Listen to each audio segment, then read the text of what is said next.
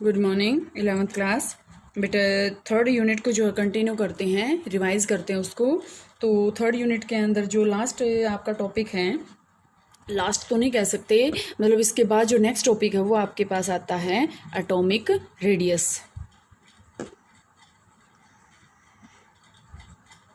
अब सबसे पहले आपके पास आता है कि एटॉमिक रेडियस होता क्या है। एटॉमिक रेडियस के अंदर मैंने आपको बताया था बेटे 3 टाइप्स की रेडियस होती हैं।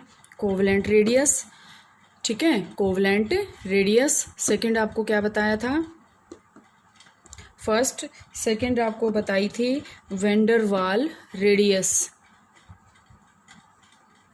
वेंडरवाल्स रेडियस। और थर्ड आपको बताई थी मेटेलिक रेडियस।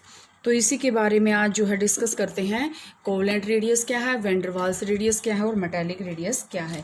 तो सबसे पहले बेटे कोवलेंट रेडियस को जो है यहाँ पे डिफाइन करते हैं।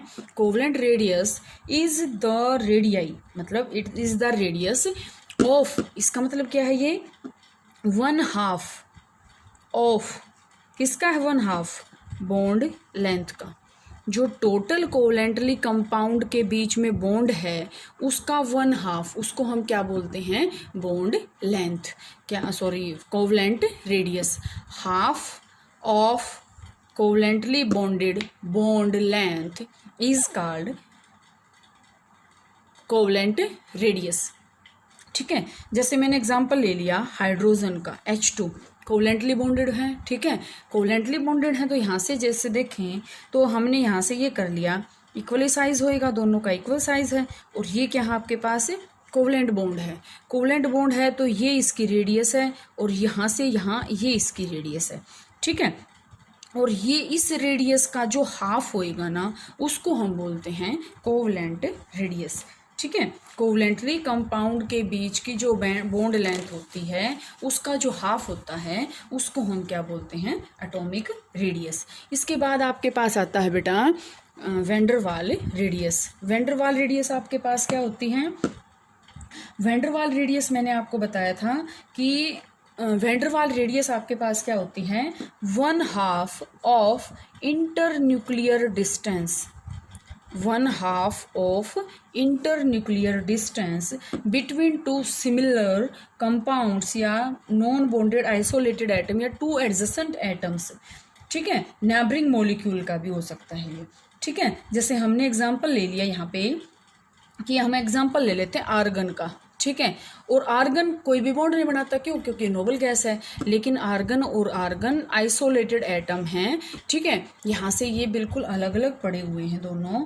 तो यहाँ से जो इसकी रेडियस है, ये आर्गन का ये मॉलिक्यूल है और ये आर्गन का ये मॉलिक्यूल है, ठीक है। या फिर हम इसको एग्जाम्पल ले लेते हैं क्लोरीन का, Cl2, ठीक है।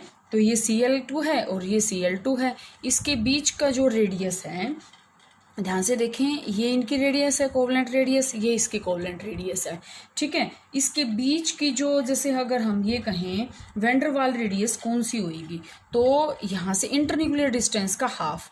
अब इंटरन्यूक्लियर डिस्टेंस इनका कौन सा है, ये क्या है इनका इंटरन्यूक्लियर डिस्टेंस, ठीक है। तो इंटरन्यूक्लियर डिस्टेंस का हाफ यहाँ से और यहाँ तक, ये इसका और ये इसका।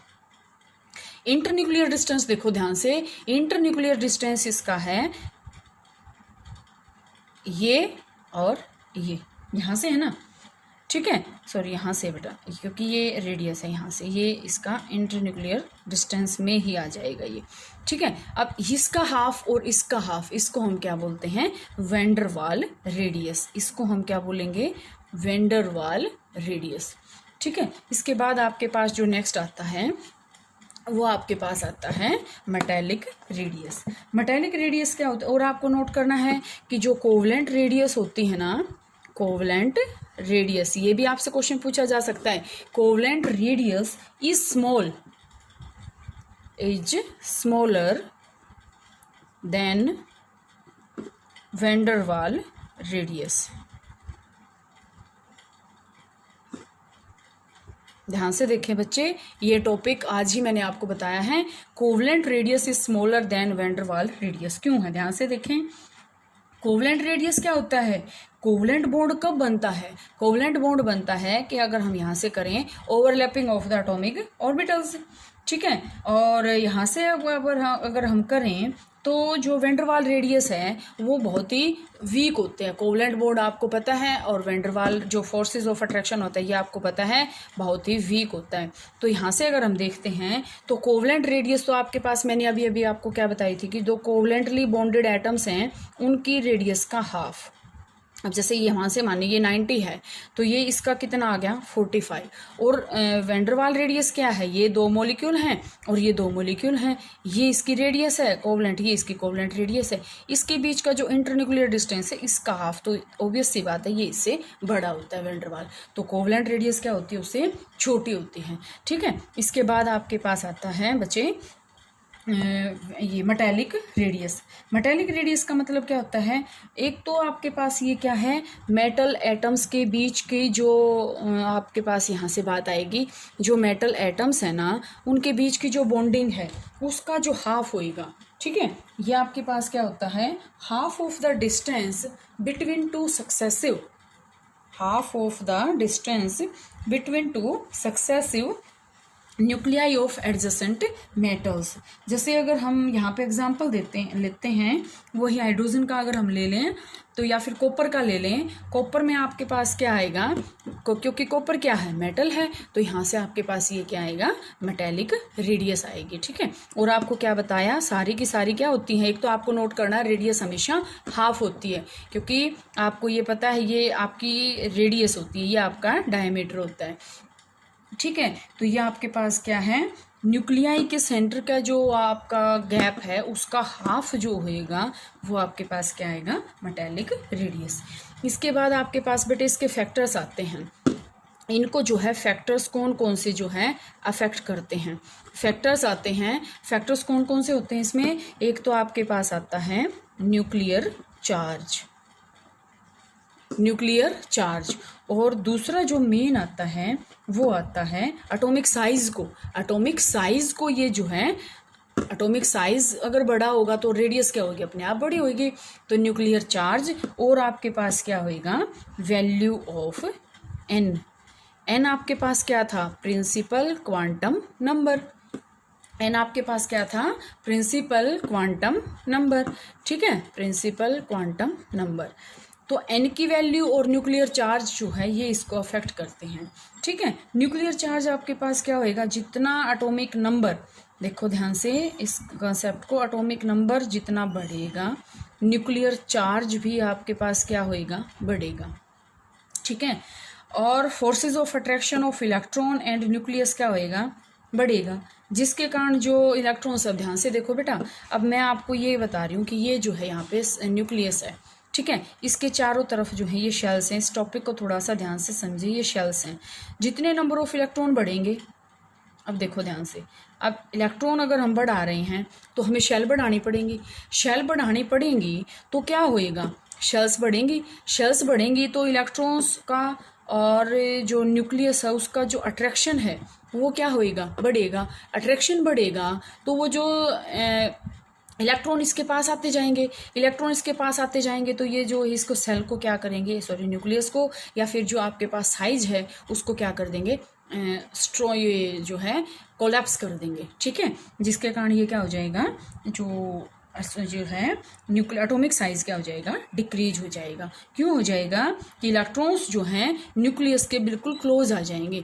अब इलेक्ट्रॉन्स अगर यहाँ से देखो, ये इलेक्ट्रॉन्स अगर यहाँ से यहाँ जाएंगे तो ये साइज क्या होएगा, अगर मैं यहाँ से ये कहूँ ये न्यूक्लियस है, इसके चारों तरफ ये शेल हैं। अब इलेक्ट्रॉन इसके पास जा रहे हैं क्योंकि इलेक्ट्रॉन की अमाउंट बढ़ रही है, इलेक्ट्रॉन की अमाउंट बढ़ रही है तो ये क्या होएगा, इसकी तरफ ज़्यादा अट्रैक्ट होएंगे, ज़्यादा अट्रैक्ट होएंगे तो साइज क्या होएगा, छोटा होता जाएगा।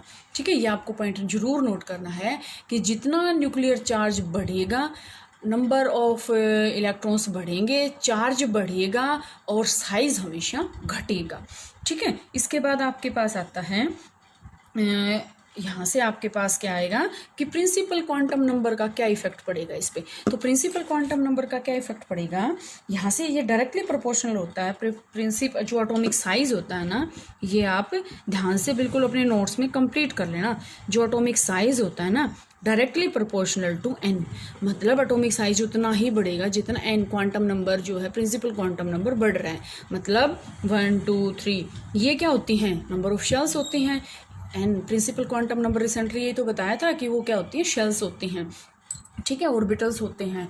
तो ये जितने बढ़ रहे हैं इसका मतलब इलेक्ट्रॉन बढ़ रहे हैं, इलेक्ट्रॉन बढ़ रहे हैं तो इसका मतलब साइज बढ़ रहा है, क्योंकि क्या है, इलेक्ट्रॉन्स को रखने के लिए सेल तो चाहिए, वो चार्ज बढ़ रहा है। अगर इसमें कंफ्यूज हो जाओ तो ये चार्ज बढ़ रहा है, ये प्रिंसिपल क्वांटम नंबर बढ़ रहा है, ठीक है। तो यहाँ से साइज बढ़ेगा, उतनी ही रेडियस जो इसकी इंक्रीज होती जाएगी। तो बेटा आज तो देखो यही हुआ है। और यहाँ से अगर हम पीरियड के अलोंग करें तो ये आपको नोट करना है कि अगर हम पीरियड के अलोंग चलेंगे तो एटॉमिक साइज क्या होएगा, डिक्रीज होएगा। एटॉमिक साइज यहाँ पे डिक्रीज होएगा। लेकिन अगर हम ग्रुप की बात करें तो ग्रुप में आपके पास क्या आएगा, ये आपके पास वो ही है कि अगर हम पीरियड के अलोंग चलते हैं तो न्यूक्लियर चार्ज बढ़ता है। ये इस दोनों पॉइंट यहाँ पे आएंगे और ये बातें +2 क्लास में बहुत काम आएंगे आपको। पीरियड के अलोंग चलेंगे, न्यूक्लियर चार्ज बढ़ेगा, न्यूक्लियर चार्ज बढ़ेगा, साइज क्या होएगा, डिक्रीज होएगा। अगर हम ग्रुप्स के अलोंग चलेंगे, साइज बढ़ेगा, नंबर ऑफ इलेक्ट्रॉन्स बढ़ेंगे और जो एटॉमिक साइज है वो भी आपके पास क्या होएगा, इंक्रीज होएगा, ठीक है। As we move from top to bottom atomic size increase due to increase in the number of shells. दोनों के दोनों यही पॉइंट है, ये मान के चलो पीरियड में है और ये मान के चलो आप ग्रुप में है, ठीक है। तो आप यहाँ तक का करेंगे बेटा, बाकी आज बहुत इसमें डीपली हो गया है, बाकी कल करेंगे।